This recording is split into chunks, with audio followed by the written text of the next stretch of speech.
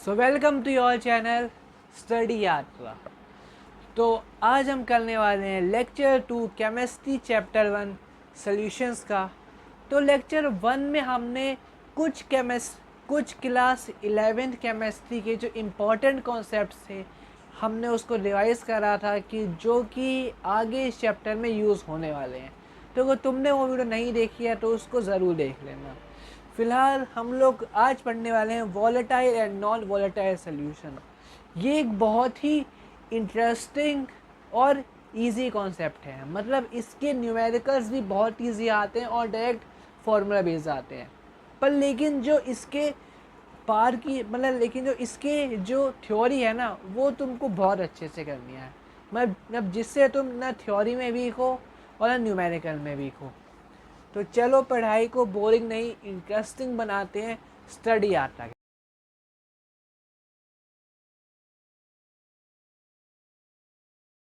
ये बेसिकली मैं तुम्हें एक चीज़ बताता हूँ कि जो सब्सटेंस है, जो कोई भी सब्सटेंस है, वह सिर्फ दो तरीके की चीज़ों से बना है, एक वॉलेटाइल और एक नॉन वॉलेटाइल। देखते हैं, समझते हैं। अगर एक सब्सटेंस है, सब्सटेंस, तो मैं कह रहा हूँ कि ना वो सिर्फ दो तरीके की चीज़ों से बना है, एक वॉलेटाइल और एक नॉन वॉलेटाइल। ठीक है। अब अगर मैं तुम्हें कहूँ कि वॉलेटाइल ना वो सब्सटेंस होते हैं जिसका जो पी नॉट होता है, P not is not equal to 0। मतलब इनका जो प्योर वेपर प्रेशर है जो वॉलेटाइल सॉल्यूशंस का, उनका जो वेपर प्रेशर है वो 0 के बराबर नहीं होता। अब इससे मैं क्या कहना चाहता हूँ कि अगर हम लोग वॉलेटाइल सॉल्यूशंस को वॉलेटाइल सॉल्यूशंस को एक कंटेनर में रखें, ठीक है, अगर हम लोग अगर हम लोग वॉलेटाइल सॉल्यूशन अगर हम लोग एक कंटेनर में रखें और मान लेते हैं कि इसके अंदर जो गैस है ना वो है ए ए ए ए, ठीक है। और हम लोगों के लिए जो पी नॉट ए का है ना वो 0 के बराबर नहीं है। अब इसका मतलब है कि ना इसकी कोई टेंडेंसी है इवेपोरेट होने की, कि मतलब ये इवेपोरेट होना चाहता है, हैव टेंडेंसी टू इवेपोरेट, मतलब ये इवेपोरेट खुद होना चाहता है ये। तो इसीलिए जो इसका वेपर प्रेशर है अगर 0 के बराबर नहीं है, तो मैं यही कह रहा हूँ कि ना ये इवेपोरेट होना चाहता है तो इसके वेपर्स यहाँ पे बनेंगे। और ये सब ये ए गैस है, ए, ठीक है। और वहीं पे अगर हम लोग नॉन वोलेटाइल की बात करें, और वहीं पे नॉन वोलेटाइल की बात करें, तो नॉन वोलेटाइल का होता है पी नॉट, जो होता है नॉन वोलेटाइल का वो बराबर होता है 0 के। मतलब इससे हम लोग क्या कहना चाहते हैं कि अगर हम लोग एक कंटेनर ले लें, लेट सपोज उसमें जो गैस है वो है बी, ठीक है, उसके अंदर गैस है बी, और हमारे लिए जो बी है, जो पी नॉट बी का है वो इज इक्वल टू 0। तो ना यहाँ पे कुछ चेंज नहीं आएगा, यहाँ पे वो इवेपोरेट होना ही नहीं चाह रहा है ना, तो इसलिए वो कुछ चेंज आए, यहाँ पे वेपर्स बनेंगे ही नहीं, और यहाँ पे वेपर्स बने हैं। तो मतलब इससे हमको ये पता चलता है कि ना इसके पास नो टेंडेंसी टू इवेपोरेट, मतलब ये इवेपोरेट होना ही नहीं चाहता है। ठीक है, तो क्या आप तुमको इन दोनों के मतलब वॉलेटाइल और नॉन वॉलेटाइल में समझ में आ गया? जो वॉलेटाइल लिक्विड्स का पी नॉट जो होता है वो ज़ीरो के बराबर नहीं होता है, कि इसका मतलब ये है कि जो वेपर प्रेशर है वो ज़ीरो के बराबर नहीं है। तो अगर वेपर प्रेशर ज़ीरो के बराबर नहीं है तो इसका मतलब है कि उसमें वेपर्स बनेंगे, हैव टेंडेंसी टू इवेपोरेट। और वहीं पर नॉन वॉलेटाइल की बात करें तो उसका पी नॉट ज़ीरो के बराबर होता है, तो मतलब उसके पास टेंडेंसी इवेपोरेट है ही नहीं, मतलब वो इवेपोरेट करना ही नहीं चाहता। अगर हम इसके कुछ एग्जांपल्स की बात करें जो काफ़ी पॉपुलर एग्जांपल्स हैं और बहुत बार एमसीक्यू में पूछे जाते हैं, बहुत बार, मतलब वो ना तुमको 4 एग्जांपल दे देगा जिनमें से 3 वॉलेटाइल होंगे और कहेंगे कि इन 3 में से और उनमें से एक नॉन वॉलेटाइल होगा। तो उनमें से वो कहेगा कि इन चारों में से नॉन वॉलेटाइल कौन सा है। हाँ, और ऐसा डायरेक्ट क्वेश्चन आता है। ठीक है, तो अगर हम इसकी एग्जांपल्स की बात करें वॉलेटाइल की, तो वॉलेटाइल के काफ़ी फेमस एग्जांपल्स हैं। पहला एग्जांपल है जो इसका आता है H2O। दूसरा आता है CH3OH। तीसरा आता है C2H5OH। ठीक है, तो क्या तुमको ये तीनों तुमको क्लियर हो गए? ठीक है, और उसके बाद इसका एक और एग्जांपल आता है, वो आता है C6H6। तो क्या तुमको ये 4 एग्जांपल तुम बहुत अच्छे से तुम याद कर लेना। ठीक है, और उसके बाद अगर हम लोग नॉन वॉलेटाइल की बात करें, अब नॉन वॉलेटाइल सॉल्यूशंस के ना मैं तुमको मोलर मास ही बताऊंगा। हो सकता है तुमको मोलर मास ना याद हो, तो इसलिए उनकी तुमको मोलर मास तुमको अच्छे से याद करनी है। सबसे पहला है यूरिया, ठीक है, दूसरा है ग्लूकोज, ठीक है, और हाँ, और रुको ना, इधर लिख देता हूँ। हाँ, एग्जाम्पल की बात करें तो पहला है ग्लूकोज, ठीक है, दूसरा है सरकोज, और तीसरा है यूरिया।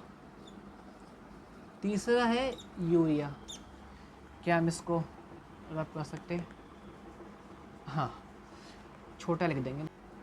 180 सरकोज का होता है 342 और यूरिया का होता है 60। तो मतलब इन तीनों के तो तुम अच्छे से जो इसके जो मोलर मास है लिख देता हूँ, मोलर मास, ये अच्छे से याद कर लेना, क्योंकि ये तीन तो बहुत ही यूज़ होते हैं। तुम अगर अपनी एनसीईआरटी खोल के देखो तो हाँ, एनसीईआरटी में बहुत ज़्यादा यूज़ होते हैं।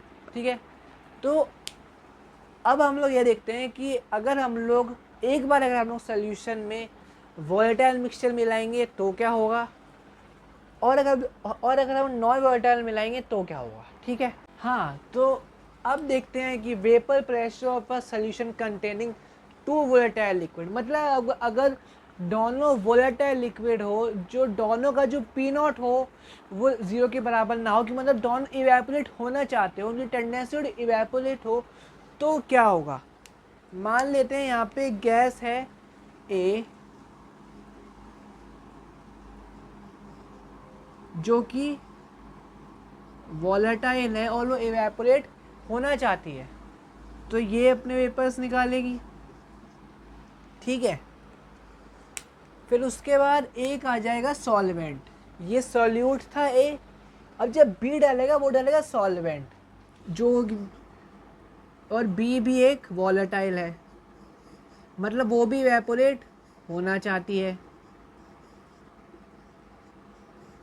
जब वेपर होंगे अपना इसके वेपर्स निकलेंगे। तो अगर हम लोग इन दोनों का अगर हम ऐड कर दें तो हमारे पास एक मिक्सचर बन जाएगा, हमारे पास दोनों का, हमारे पास एक मिक्सचर बन जाएगा दोनों का, जिसमें ए भी होगा,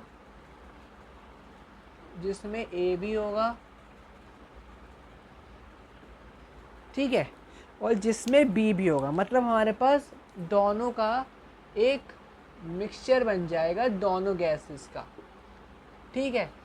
अब इसमें तो कोई दिक्कत नहीं रही, लेकिन क्या होगा अगर हम लोग इसी सोल्यूशन में अगर हम लोग एक नॉन वॉलेटाइल अगर हम लोग एक ऐड कर दें, अगर हम लोग एक नॉन वॉलेटाइल सल्यूट अगर हम लोग एक ऐड करते हैं तो हमारे पास क्या होगा। चलो मान लेते हैं कि हमारे पास एक, हाँ, और फिर तुमको एक बार बताना तुमको भूल गया कि अगर, हाँ भाई, और वो बात ही है कि अगर हम लोग दो वॉलेटाइल लिक्विड को, अब ये वो पार्ट है जहाँ से न्यूमेरिकल बनते हैं, तो तुम्हारे पे लिखा आएगा कि calculate the vapour pressure of solution containing two volatile liquid. तो तुम कैसे करोगे, तो ऐसे केसेस में क्या होता है ना, जो वेपर प्रेशर ऑफ ए है वो प्रोपोर्शनल हो जाता है उसके मोल फ्रैक्शन के, और वहीं पर जो वेपर प्रेशर ऑफ सॉल्वेंट है वो भी प्रोपोर्शन हो जाता है अपने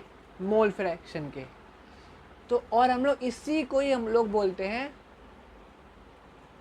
रॉल्स लॉ, इसी हम लोग बोलते हैं रॉल्स लॉ। ये अभी आगे इस लेक्चर में और अच्छे से पढ़ेंगे, ठीक है, लेकिन तब तक यहाँ पे चलते हैं कि क्या होगा अगर इसके बीच में एक नॉन वॉलेटाइल भी आ जाए। लेट सपोज एक नॉन वॉलेटाइल आ गया बी, ठीक है, और यहाँ पे एक वॉलेटाइल ऑलरेडी है जो कि इवेपोरेट होना चाहता है, ए इवेपोरेट होना चाहता है, ठीक है, पर लेकिन बी ना नॉन वॉलेटाइल, बी एक नॉन वॉलेटाइल है, बी ना नॉन वॉलेटाइल, वो इवेपोरेट नहीं करना चाहता। तो अब बी क्या करेगा ना, बी खुद तो इवेपोरेट नहीं होना चाहता, पर लेकिन वो ए के मॉलिक्यूल्स को भी नहीं होने देगा। अब देखो मैं तुम्हें समझाता हूँ कैसे नहीं होने देगा, ठीक है, तो अब देखते हैं कैसे नहीं होने देगा। तो जैसा हमको पता है कि ए बी ना सॉल्वेंट वो ज़्यादा होगा, मतलब उसका कंपोजिशन ज़्यादा होगा एज़ कम्पेयर टू बी जो कि एक सल्यूट है। तो हम लोग सबसे पहले हम लोग अगर ए के मॉलिक्यूल्स बनाएं, ए बी ए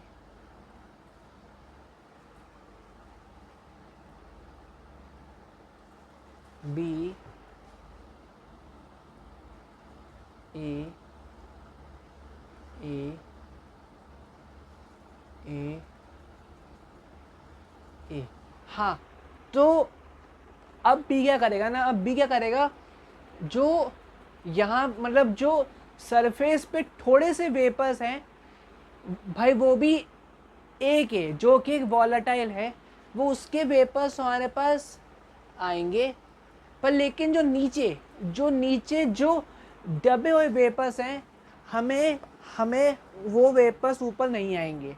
तो मैंने इसका मतलब ये है कि जो बी जो है ना, बी सॉल्वेंट के वेपर प्रेशर भी कम कर देगा। ये मैंने यही लिखा है कि सॉल्वेंट मॉलिक्यूल्स एस्केपिंग रिड्यूस्ड, मतलब जो सॉल्वेंट के जितने मॉलिक्यूल्स एस्केप होना चाहते थे वो भी रिड्यूस नहीं हो पाए, और वो बल्कि रिड्यूस हो गए।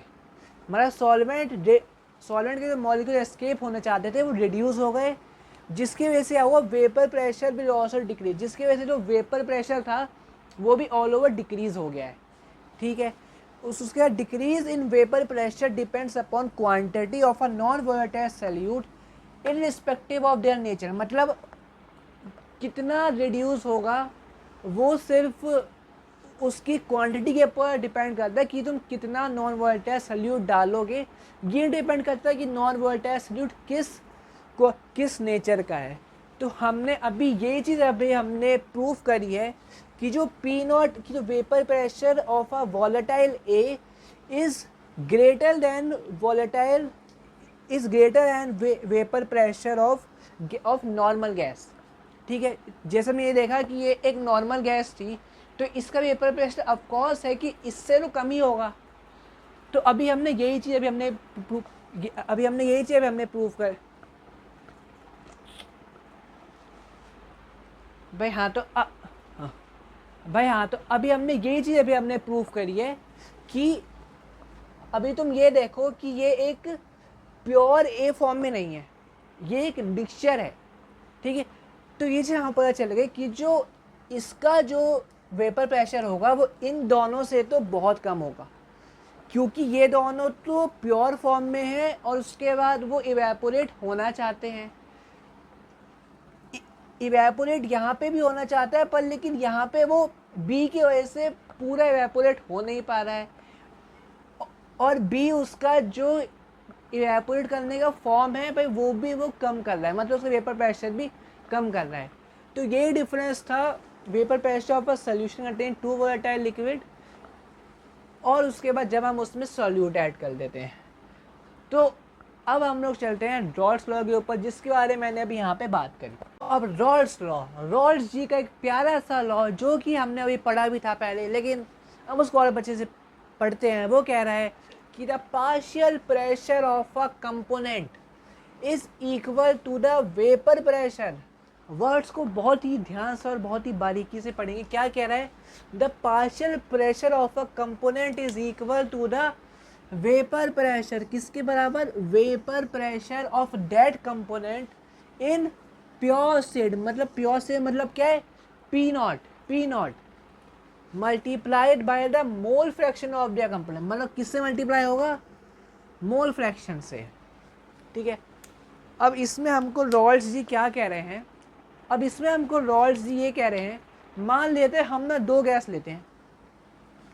एक हम गैस लेते हैं पी ए, जिसका वो हमको कह रहे हैं पार्शियल प्रेशर है बराबर है एक्स ए के, और वहीं पे हम लोग एक और गैस लें पी बी,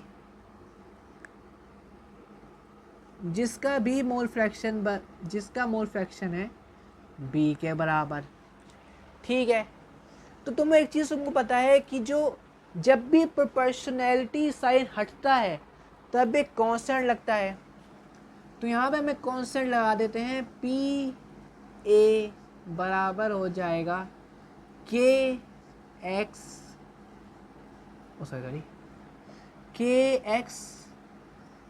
ए के। इसको हम बोल लेते हैं इक्वेशन 1। ठीक है, और यहाँ पे हम लिख देते हैं P B is equal to K X B. ये हम हो गई हमारी इक्वेशन 2। ठीक है, अब यहाँ तक तुमको कोई दिक्कत नहीं। ठीक है, तो यहाँ पे तुमको एक चीज़ पता होगी कि यहाँ पर जो x है, x a है n a अपॉन में n a plus n b, इसी को हम कहते हैं मोल फ्रैक्शन। तुमको पता होगा, मैंने ये पिछले लेक्चर में अच्छे से करा है, तुम अच्छे से पढ़ना है तुम अच्छे से पढ़ सकते हो। X B is equal to N B upon में N A plus N B. यहाँ पर एन होता है मोल्स ऑफ बी बराबर मोल्स। ठीक है, और अगर तुमको एक और कॉन्सेप्ट आता है जिससे हम कहते हैं कि x अगर अगर एक ही मिक्सचर में 2 मोल फ्रैक्शन है तो वो बराबर हो जाते हैं 1 के। ये तीनों कॉन्सेप्ट 11th के हैं और बड़े बेसिक कॉन्सेप्ट हैं, तो ये तुमको अच्छे से आने चाहिए, ठीक है।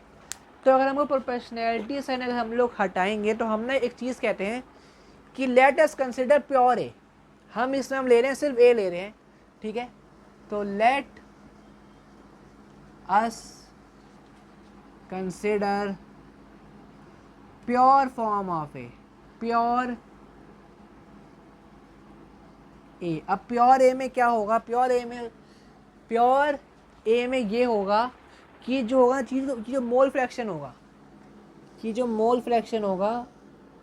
हाँ, कि जो मोल फ्रैक्शन होगा वो एक्स ए का हो जाएगा 1 और एक्स बी का हो जाएगा 0। देखो अगर हमने कहा कि एक सोल्यूशन है वो प्योर ए है तो फिर बी की वैल्यू तो 0 होगी ना, तो एक्स ए की वैल्यू क्या हो गई 1, ठीक है। तो अब हम इसको देखते हैं कि हम अब लगाते हैं इसमें रॉल्स लॉ कह रहा है P not is equal to, मतलब वेपर प्रेशर के मोल फ्रैक्शन के इक्वल है।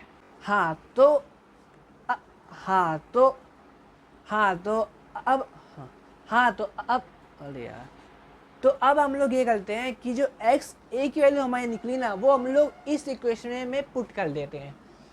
तो हमारे पास वैल्यू आएगी P A is equal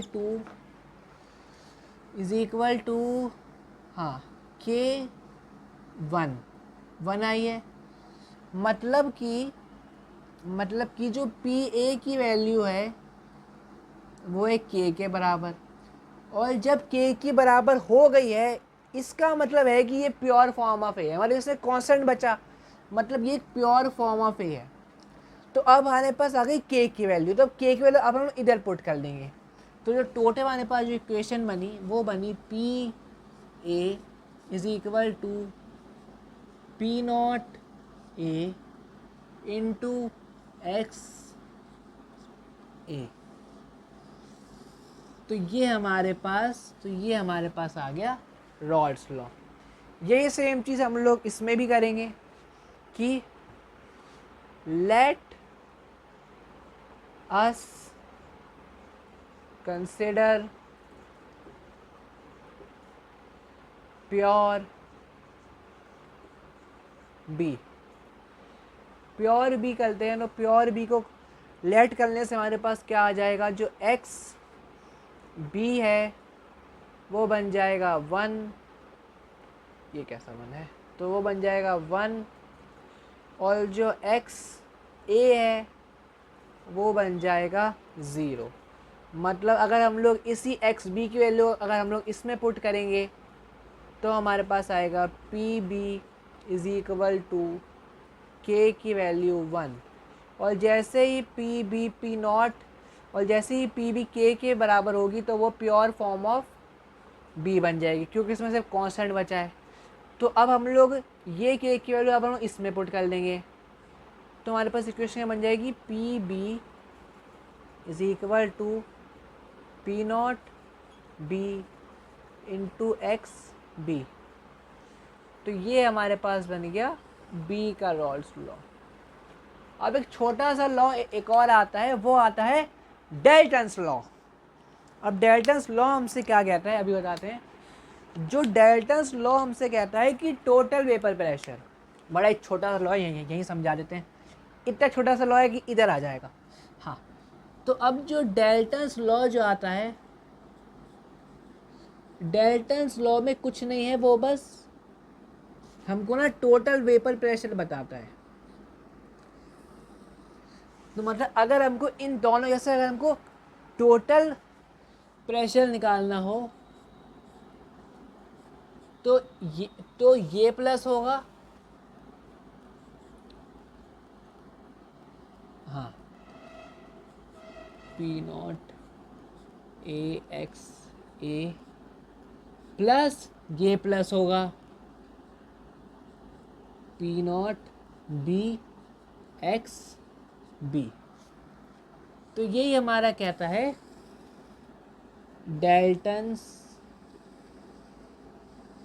Dalton's जी का ये लॉ है। तो अब इस चैप्टर की जितनी भी थ्योरी थी वो हमने बहुत ही अच्छे से हमने उसको कॉन्कर कर लिया है। मतलब अब ऐसा है कि हमारा थ्योरी का भी इस टॉपिक में से कोई भी सवाल आ जाए हमसे वो नहीं छूटने वाला है। लेकिन अब हमने थ्योरी पार्ट कर लिया, क्योंकि ये फिजिकल केमिस्ट्री है तो इसका हमको न्यूमेरिकल पार्ट भी उतना स्ट्रॉन्ग करना पड़ेगा। तो आओ तुमको 4-5 एक बहुत ही बेसिक से लेके मतलब जो एनसीईआरटी का भी इम्पोर्टेंट क्वेश्चन है हम उनको लेके एक एडवांस जे नीट लेवल के हम लोग क्वेश्चन सॉल्व करते हैं। ठीक है। हाँ, तो अभी हमारे पास ये क्वेश्चन है, काफ़ी बेसिक सा क्वेश्चन है। अगर तुम चाहो तो खुद भी इसको आराम से ट्राई कर सकते हो। ठीक है, तो हम देखते हैं। If 0.78 gram benzene C6H6 and 0.92 gram of toluene are mix, मतलब इन दोनों को लिया एक साथ मिक्स कर दिया। Then find first partial pressure of benzene and toluene, फिर सेकंड टोटल वेपर प्रेशर। हमको बेंजीन की जो प्योर फॉर्म में जो हमारे पास वेपर प्रेशर है हमको वो दे रखा है, वो है 400 mmHg। और जो टोलिन का जो वेपर प्रेशर है प्योर फॉर्म में वो उन्होंने दे रखा है 200 mmHg। तो एक चीज़ हमको पता है कि अगर हमको किसी का पार्शियल प्रेशर निकालना हो तो पार्शियल प्रेशर के लिए फॉर्मूला होता है पी नॉट ए हमारे और एक्स ए। ठीक है, तो अब हमको एक चीज़ पता चल गई। अब हमें निकालना है पी नॉट ए हमको गिवन है। तो अब हमको इसमें बस मोल फ्रैक्शन निकालना है और हमारा क्वेश्चन बन जाएगा। तो चलो शुरू करते हैं। सबसे पहले मोल्स ऑफ ए से मोल्स ऑफ ए अगर हम लें तो मोल्स क्या होता है, गिवन वेट अपॉन में मॉलिक्यूलर वेट। तो गिवन वेट है हमारे पास 0.78 और जो मॉलिक्यूलर वेट होता है बेंजीन का, हम इसको बेंजीन लिख देते हैं। ए तो हमारे पास है नहीं तो एन बेंज लिख देते हैं, एन बेंज। ठीक है, बेंजीन का। अब इसका जो मॉलिक्यूलर वेट होता है वो होता है 78। तुम्हारे पास मोल बन गए 0.01 ग्राम। ठीक है, वहीं पे हम लोग अगर टोलिन की बात करें तो एन टोलिन जो हमारे पास बना वो हमारे पास उसका गिवन है 0.92 अपॉन में 92। तो ये भी हमारे पास बना 0.01 ग्राम। यहाँ पे साइड में हम लोग इन दोनों का मोल फ्रैक्शन निकाल लेते हैं। अगर हम लोग मोल फ्रैक्शन निकालेंगे बेंजीन का तो वो आ जाएगा 0.01 मतलब मोल्स ऑफ बेंजीन अपॉन में total moles of the solution. तो 0.01 प्लस 0.01 तो x mole fraction of benzene बन जाएगा हाफ बन गया ना, 0.01 प्लस 1 2। हाँ ठीक है, x बेंजीन बन गया हाफ। और क्या तो मैंने कर दूँ कि दोनों यूनिट सेम है तो एन टोलिन भी हाफ ही बनेगा। तो x टोलिन भी बन गया। समझ गए ना एस टोलिन हाफ कैसे बना? यूनिट तो दोनों की सेम ही है, 0.01 ही आया तो मोल फ्रैक्शन इसका भी सेम ही निकलेगा। तो अगर हम लोग पार्शियल प्रेशर अगर हम बेंजीन की हम लोग बात करें तो पार्शियल फ्रैक्शन ऑफ बेंजीन हो जाएगा P0 400 into mole fraction half cut गया, तो पार्शियल फ्रैक्शन इसका आ गया 200 mmHg।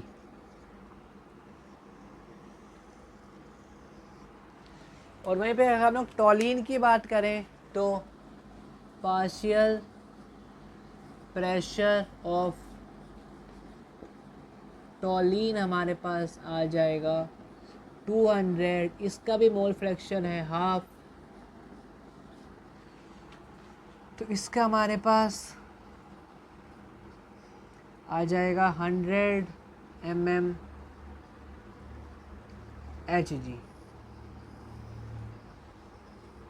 ठीक है, अब हमको फिर बोल रखा है टोटल वेपर प्रेशर, तो टोटल वेपर प्रेशर निकालने में तो क्या ही है, टोटल वेपर प्रेशर तुम लोग भी चुटकियों में निकाल सकते हो। टोटल वेपर प्रेशर बनेगा, कहाँ लिखिए इधर लिख देते हैं, टोटल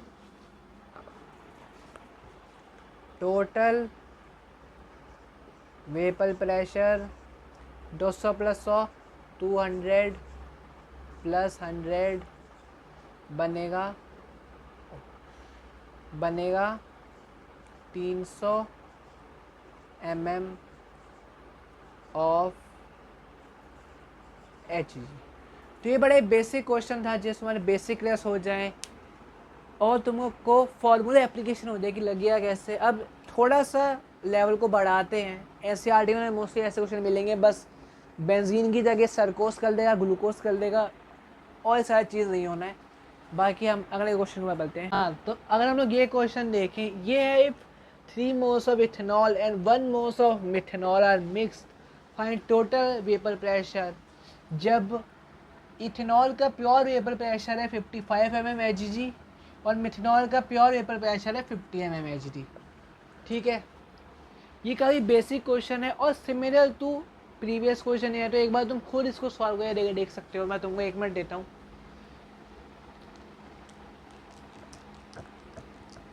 हाँ, तो मैं उम्मीद करता हूँ तुमने ये सॉल्व कर लिया होगा, क्योंकि इस क्वेश्चन में ऐसा था नहीं, फिर भी एक बार क्रॉस चेक कर लेते हैं।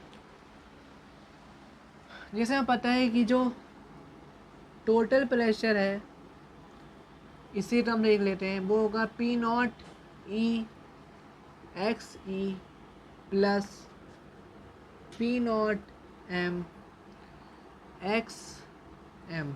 ठीक है, अभी अगर हम लोग अगर तो अब हमको P0 दे रखा और हमको XE निकाल लेते हैं फटाफट। XE क्या होता है, मोल्स हमको दे रखे हैं, तो 3 moles of ethanol 3 plus 1 mole methanol का, तो ये हमारे पास बन गया 3/4। वहीं पे अगर XM की बात करें तो XM हमारे पास आता है 1/3 प्लस 1 और ये बन जाता है 1/4। ठीक है, तो अब जैसे अगर हमको इसका टोटल प्रेशर निकालना है तो ये क्वेश्चन अब कुछ बचा नहीं है। PT = 55 इंटू इथेनॉल का है 3/4 प्लस 50 इंटू 1/4। तो इसको हम लोग सॉल्व कर सकते हो। इसका आंसर वैसे बता देता हूँ, इसका आंसर आ जाएगा P total = हाँ, तो अगर हम लोग इस एग्जाम में कोशिश करें तो 55 इंटू 3 होता है 165/4, फिर आ जाएगा 50/4। तो टोटल प्रेशर अप्रोक्सीमेटली बन जाएगा प्लस 5.5 mmHg। तो ये तुम्हारा बन गया टोटल प्रेशर। एक बार कैलकुलेशन चेक कर लेना मैंने सही करी है। ठीक है, तो एक बार कैलकुलेशन चेक कर लेना कि मैं सही करी है नहीं। ठीक है, फिर अब अगले क्वेश्चन पर चलते हैं। अब हम उस क्वेश्चन को थोड़ा सा घुमाएंगे, थोड़ा ट्विस्ट करेंगे, जिस लिए तुम्हारा दिमाग अच्छे से यूज़ हो, ठीक है। हाँ, तो अगर हम लोग इस क्वेश्चन में देखें तो इस क्वेश्चन में देखते हैं two volatile liquids X and Y. अब ना हमने अब इसने हमको 2 इक्वेशन दे रखी है कि अगर x के 2 मोल्स हैं, y के 3 मोल्स हैं, तो टोटल वेपर प्रेशर है 500 mmHg। और अगर x के 3 मोल हैं और y के 2 मोल हैं तो टोटल वेपर प्रेशर हो गया 400 mmHg। तो अगर हम लोग P0 x और P0 y देखें तो हमको एक चीज़ पता चल रही है कि इसमें दोनों को हमको एक साथ करना है। मतलब इसमें लगेगा डाल्टन्स लॉ, इसमें लगेगा जो कहता है P0 x पॉन में x x plus P0 y x y, ठीक है। ये इसमें लगेगा और ये जो हम यहाँ पे अप्लाई करते हैं, टोटल प्रेशर कितना है, टोटल प्रेशर है 500। P0 x नहीं गिवन है, हमको ही निकालना है। P0 x, अब देखो, अब उसने हमको बोला खाली मोल फ्रैक्शन, अब उसने हमको दे रखा है x का, तो मोल फ्रैक्शन ऑफ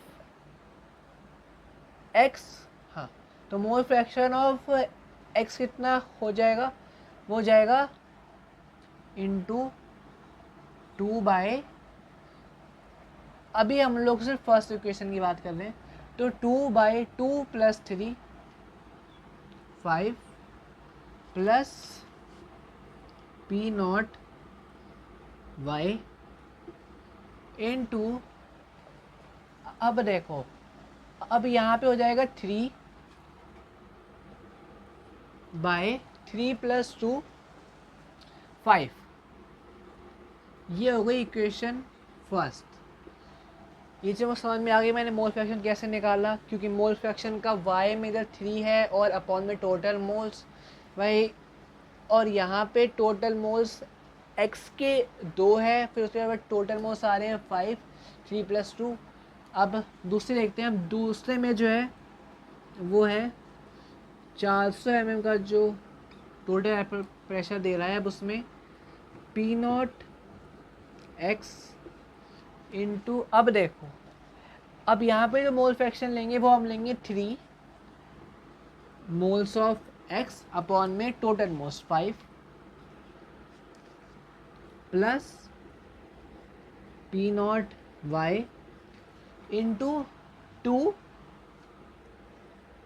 बाय 5, ये बन गई इक्वेशन 2। अब 2 इक्वेशन 2 वेरिएबल तुम खुद भी सॉल्व कर सकते हो, ठीक है, लेकिन फिर मैं आंसर बता देता हूँ। इसका आंसर होगा P0 x का आंसर होगा 200 mmHg, ठीक है, और जो P0 y की वैल्यू होगी वो होगी 100 mmHg, ठीक है। तो अब हम अगले क्वेश्चन के ऊपर बढ़ते हैं। अगला, अब जैसे तुम ये देखो, अब तुमने इसमें तुमने नई चीज़ सीखी, अब हम लोग चलते, तो अब देखो ऐसे इसमें तुमने नई चीज़ सीखी, तो अब हम लोग बढ़ते हैं एक और नए क्वेश्चन के ऊपर जिसमें भी तुम एक नई चीज़ सीखोगे। तो अब हम लोग के पास जो क्वेश्चन है वो है, if ethanol plus methanol their mass है 0.92 ग्राम है 0.32 ग्राम, फाइंड टोटल प्रेशर। अब ये तो तुमने पहले निकाल लोगे, बहुत बार तुम अभी भी निकाल लोगे। And mole fraction of ethanol and methanol in vapour phase, ये शायद तुमने पहले नहीं निकाला होगा, लेकिन है ना, हम सबसे पहले हम टोटल प्रेशर निकाल लेते हैं, क्योंकि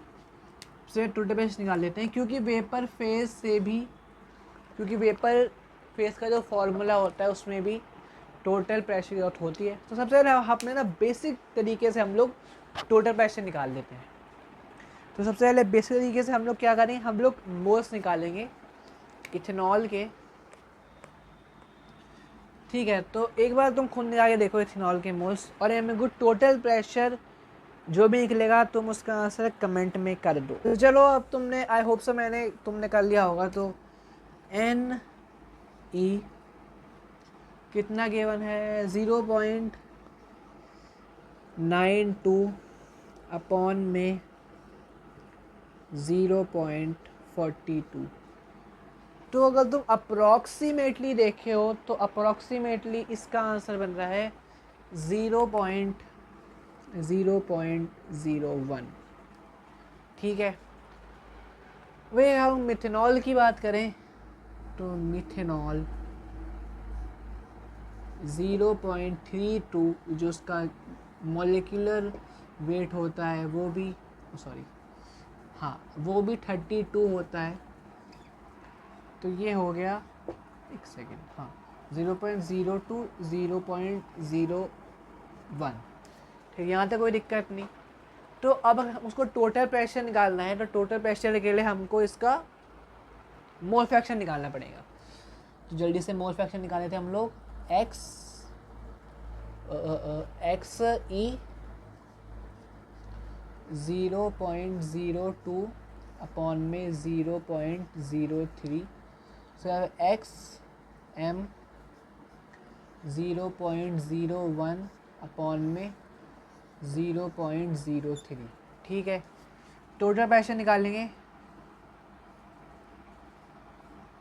हाँ, टोटल प्रेशर के लिए सबसे पहले ये pure form of ethanol into, क्या तुम लिख रहा है कि ये 2/3 और 1/3 ही हो जाएगा। ठीक है। तो इनटू 2/3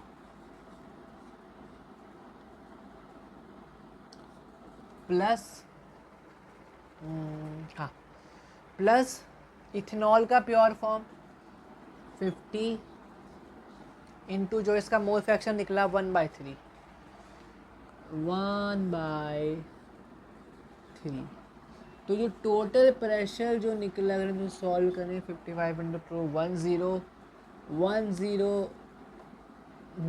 110 अपॉन में 3 प्लस 50 अपॉन में क्या, तो इसको जब तुम लोग प्लस करोगे तो तुम्हारे पास फिर टोटल प्रेशर तुम लोगों के पास आ जाएगा 55.5। ये तुम्हारा हो जाएगा टोटल प्रेशर। ठीक है, 55.5, या फिर इसको और अपोज करें तो 55.3 इसका टोटल। अब ये तो हमको पहले भी निकालना आता है। ठीक है। तो अब हमको सीखना है कि अगर हमको इसका मोल फ्रैक्शन निकालना हो वेपर फेज में तो हम लोग वो कैसे निकालेंगे, है ना। तो अगर हम लोग इसका फॉर्मूला देखें वेपर फेज का, तो वेपर फेज का इथेनॉल की बात करें तो वेपर फेज इन इथेनॉल आता है partial fraction of ethanol upon में टोटल प्रेशर। ठीक है। तो अगर हम लोग इसको निकालेंगे y e is equal to 110/3 को अगर हम लोग थोड़ा और सिंप्लीफाई करेंगे तो ये बन जाता है 36.6। और उसके बाद अगर हम लोग 50/3 को अगर हम लोग और सिंप्लीफाई करेंगे तो वो बन जाता है 16.6। ठीक है। तो यहाँ से हम देखें तो वाई ई में अपॉन में पी ई की जो वैल्यू आई है वो आई है 36.6, टोटल था 55.3। तो जब तुम थोड़ा और 55.3, तो उसके बाद तुम इसको जब तुम थोड़ा और सिंप्लीफाई करोगे तो इसके अप्रॉक्सीमेटली जिसकी वैल्यू आ जाए, अप्रॉक्सीमेटली बता सकता हूँ मैं, वो आएगी 0.68। ठीक है।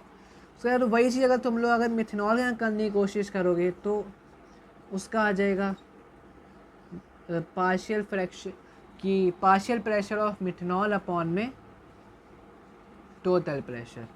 ठीक है, तो इधर आ जाएगा वाई एम कितना है इधर 16.6 अप्रॉक्सीमेट में, हाँ टोटल है 55.3। तो अगर तुम इसको अप्रॉक्सीमेटली अगर तुम इसका करना चाहोगे तो इसका आंसर आ जाएगा 0.32। तो ये एक अच्छा क्वेश्चन था क्योंकि इसमें तुमने वेपर फेस के बारे में जाना। तो वेपर फेस का जो मेन फॉर्मूला होता है वो यही होता है।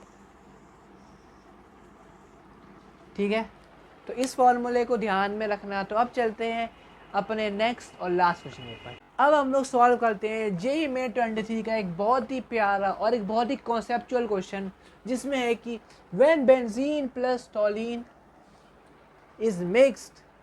उन्होंने हमको ना ये एक इक्वेशन दे रखी है बस, कैन यू इमेजिन, उन्होंने हमको बस एक ये इक्वेशन दे रखी है। अब हमको इस इक्वेशन पे हम बोल रखा है कि ये जो एक्स भी है ना, एक्स भी है मोल फ्रैक्शन ऑफ, मतलब वो मोल फ्रैक्शन ऑफ है बेंजीन का। Find pure vapour pressure of benzene and टॉलिन। तो एक चीज़ पता चल गई कि कि हमको ना इस इक्वेशन से बाहर हमारा कुछ नहीं निकलेगा। तो एक बार इस इक्वेशन को लिख लेते हैं, 100 प्लस 60xb। अगर हम लोग नॉर्मल इक्वेशन में आ जाए, नॉर्मल इक्वेशन क्या बनेगी, P total is equal to P not, हाँ बी नहीं, सबसे पहले लिखते हैं टी, लिखते हैं पी नॉट टी अपॉन में X T plus P not B upon में एक्स बी। ठीक है, अब क्या तुमको एक चीज़ पता है, अब क्या तुमको ये चीज़ पता है कि X T plus X B is equal to 1। तुम इसी से तुमको जोड़ने की कोशिश करो कि अगर तुम्हें ये चीज़ पता है कि X T plus X B is equal to 1, तो क्या हम लोग एक्स टी को, तो देखो अब हमारे पास ना, अब हमको कुछ इस टर्म में लेके आना है। तो क्या हम लोग एक्स टी को हम ऐसे लिख सकते हैं, X T is equal to 1 minus X B, है ना। अब हम इस एक्स टी वैल्यू को अब हम यहाँ पुट कर देते हैं, P T P not T 1 minus X B plus P not B X B. इस ब्रैकेट को खोल लेते हैं, P not T minus P not T X B plus P not B X B. अब क्या तुमको कुछ चीज़ तुमको कॉमन दिख रही है, हाँ जी, तो वो कॉमन है एक्स बी। इन दो इक्वेशन में एक्स बी कॉमन है, तो P T is equal to P not T minus X B, और यहाँ पे आ जाएगा यहाँ पे आ जाएगा, क्या हो गया, हाँ P not T plus P not. तो तुम इसमें कोई दिक्कत है तो क्या तुम लोग एक चीज़ तुम लोग समझ पाए, और अगर ठीक है तो अगर हमको इस इक्वेशन को हमको इस टर्म में लेके आना है तो हमको यहाँ पे चाहिए प्लस, तो यहाँ पे प्लस चाहिए तो यहाँ पे लगा दो प्लस और इधर लगा दो माइनस। ठीक है, तो अब हमारे पास दो इक्वेशन हमारे पास अब बन गई।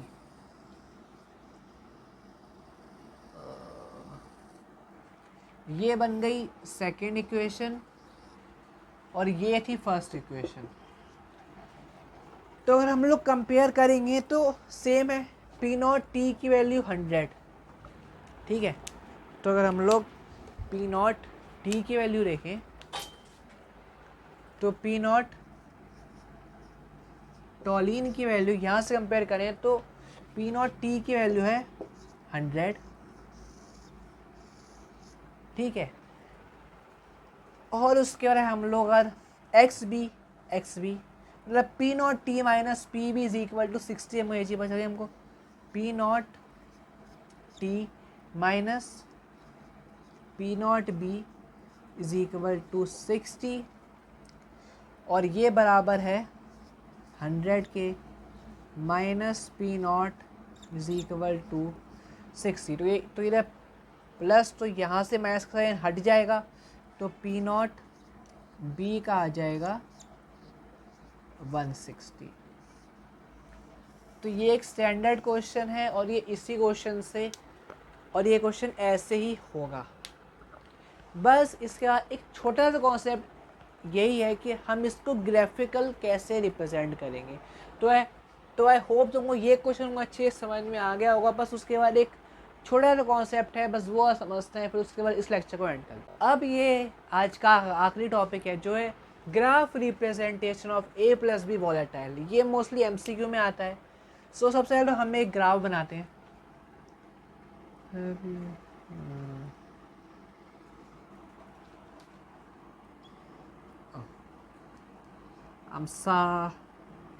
थोड़ा सा, हाँ,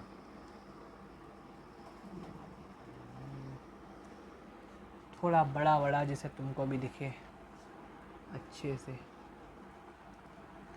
ठीक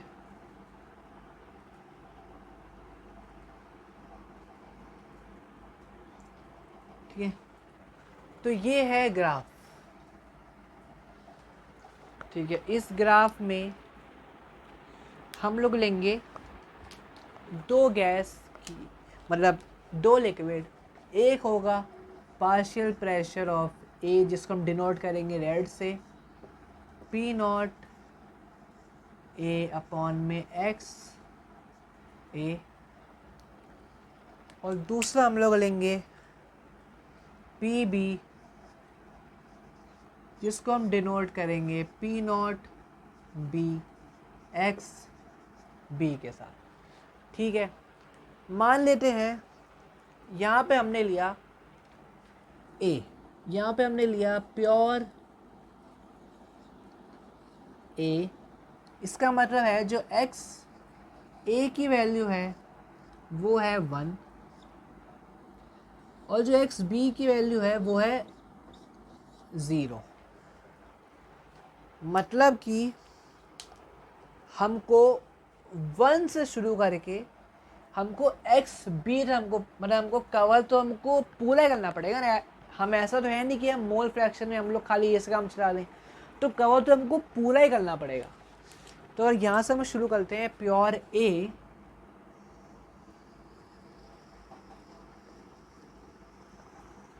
तो वो जाएगा यहाँ तक, ठीक है।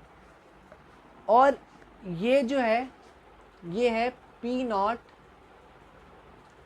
बी, ये जो टर्म है, मतलब यहाँ पे जो हमने इंडिकेट करना है वो करना है पी नॉट बी, मतलब प्योर ए से लेके पी नॉट बी तक।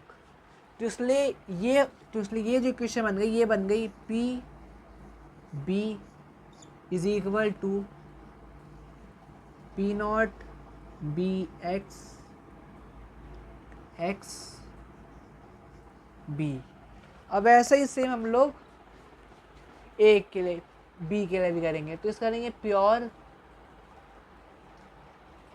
बी, मतलब जो एक्स बी की वैल्यू है इस बार वो होगी 1, और एक्स ए की वैल्यू होगी 0।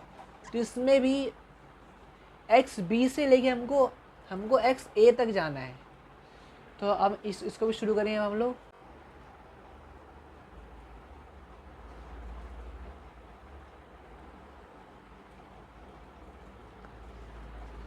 ठीक है, तो अब यहाँ पे क्या बना है, यहाँ पे होगा पी नॉट ए, मतलब कि ये जो लाइन बनी है वो बनी है पी नॉट ए के लिए। तो इधर इसकी इक्वेशन लिख देते हैं, P not A by X A. तो ये बन गए इसके इक्वेशन। अब ये दोनों जहाँ पे मीट करेंगे, मतलब ये दोनों सेम लेवल पे मीट करेंगे, तो क्या इस इक्वेशन को तुम गैस कर सकते हो कि ये इक्वेशन क्या बनेगी? भाई आज हमने तीन ही इक्वेशन बनी है, एक सिंगल वाली और एक टोटल। मतलब ये रेंज बन जाएगा डेल्टास लॉ, जिससे हम बोलेंगे P T is equal to P not A X A plus P not B X B. ठीक है, तो यही ख़त्म होता है आज का लेक्चर। तुम कमेंट में बताना तुमको ये लेक्चर कैसा लगा, और क्या इस लेक्चर के बाद तुम्हारे कुछ कॉन्सेप्ट थोड़े और अच्छे से क्लियर हुए, क्या तुम्हारे अंदर थोड़ा कॉन्फिडेंस आया कि हाँ अब तुम क्वेश्चंस कर पाओगे। तो जो हमारा अगला लेक्चर होने वाला है वो बहुत ही इम्पोर्टेंट लेक्चर होने वाला है, जिसमें हम पढ़ेंगे कॉलिगेटिव प्रॉपर्टीज़, और वहाँ से कॉलिगेटिव प्रॉपर्टीज़ शुरू हो जाएंगी। ठीक है, तो बस फिर आज के लिए इतना ही। पढ़ते रहिए, और मैं जो फॉर्मूले कराए हैं तुम PYQs प्रैक्टिस कर सकते हो। ठीक है, तो तब तक के लिए बेस्ट ऑफ लक और पढ़ते